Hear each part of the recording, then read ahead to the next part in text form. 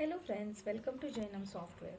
In this video, I'm going to explain how you can, deposit money into your bank or how you can withdraw money from your bank. Bank is not the physical bank here, but this is whatever transactions you do in your bank, how they can be maintained. The same transactions can be maintained in the software. So your bank in the software matches your physical bank. Okay.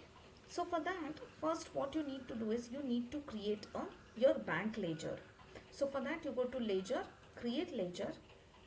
Here you select ledger. Never create a ledger group, always create a ledger. It will come under bank accounts.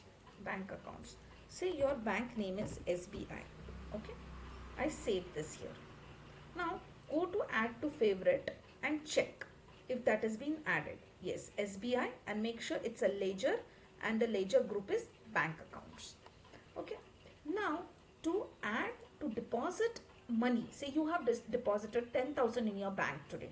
So you go to accounting, you go to cash deposit. Here select the name of your bank. You've deposited say 10,000 and narration deposited collection amount in the bank on 29th May. I save this. Where does this reflect? It'll first of all you can see this immediately in your dashboard. Okay, you have added 10,000 in your bank. This was already there, so just don't consider this. So this bank you have added 10,000. Now say you withdraw some amount from your bank. So where can you do that? Accounting, click on cash withdrawal, select the bank again. So say you withdrew 1,000 rupees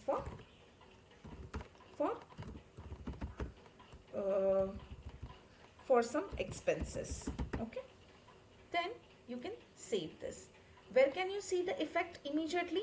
First of all, go to business summary dashboard. You will see that your bank balance is 9,000. Okay, here you will see today's cash deposited is 10,000.